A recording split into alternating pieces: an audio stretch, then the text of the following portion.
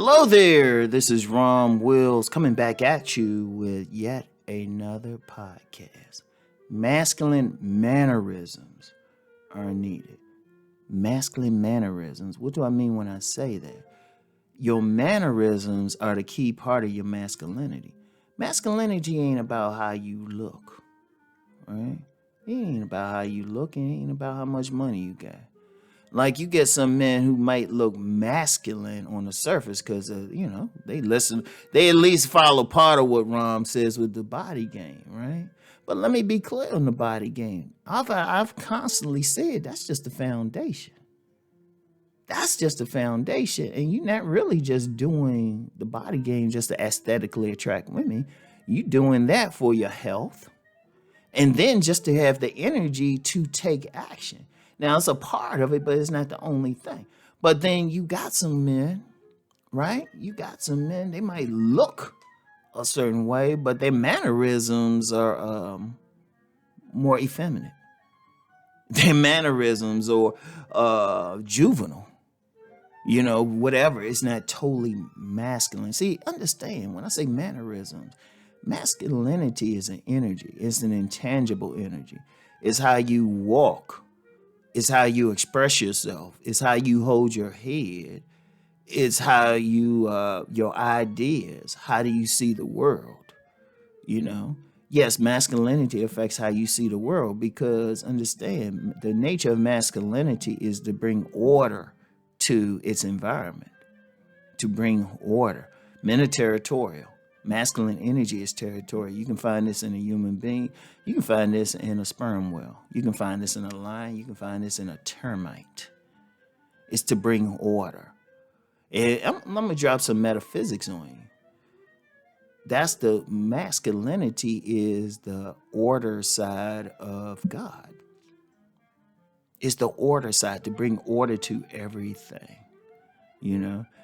in a family, that's what the father's duty is. His primary duty is to bring order to his environment. And there's always problems when a man doesn't do that. In fact, despite what women say about being independent, despite what they say about, they want to, do this and that. The thing that will always attract them to a man, even if they don't find him physically attractive, is that he's behaving in a masculine way. And his mannerisms, his energy. Yeah, she ain't going to find this in the usual first 3 seconds that she's looking at him, no. But if she's around him, and she'll gradually see it. And indeed, the more masculine a man is, the more it's going to reflect in just his mannerisms when he's just walking down the street. How he's holding his head. And she's going to see it, even if she, he might not be her physical type, but since he's behaving in a masculine manner, that's going to work. But see, one of the problems we have, and this is a whole cultural thing. There's been a consistent assault against true masculinity. There's been a consistent assault against that energy. And it's deeper than just saying, oh, well, it's feminism and stuff. It's deeper than that. Because you do have some forces out there, some masculine forces that are trying to keep other forces from taking them on, challenging them. So they want the other men to behave, not to behave in their natural form. Trust me, it's deeper. It is deeper. But it's needed out here. It's needed. Because when we see all the chaos, and it's bigger than just, protest or something. Because there's been chaos there. When you go in neighborhoods and you see a lot of chaos, when you see chaos within households, that means the masculine energy isn't as strong as it should be.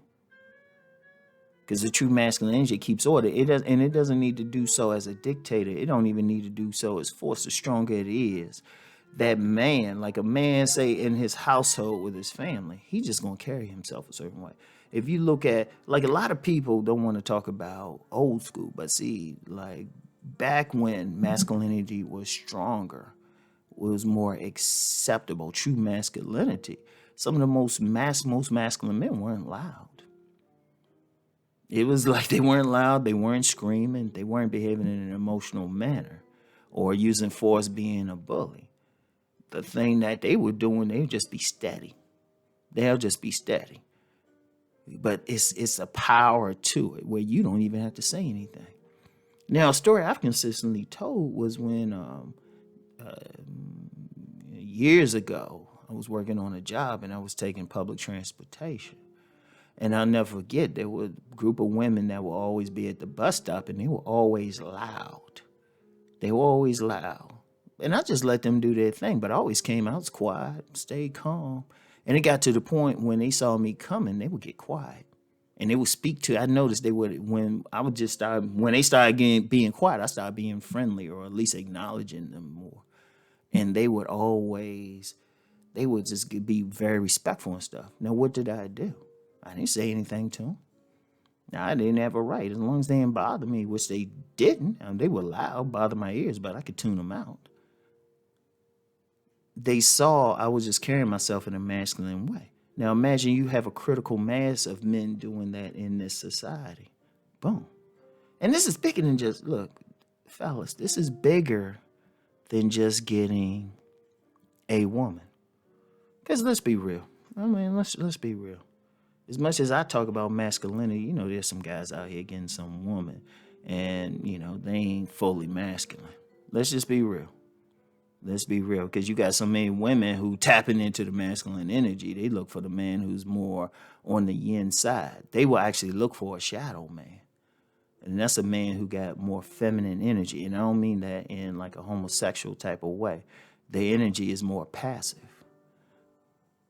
All right. So some women, they'll get that guy, but you know what? We still need that masculine energy. We need the masculine man out there. We need those mannerisms. Now, if you want to tap into it, and it's a shame that people would even ask, this should be a natural part of the society. You want to tap into it, just tap into that need for order, that need to be naturally assertive, that need to impose your will on your immediate environment.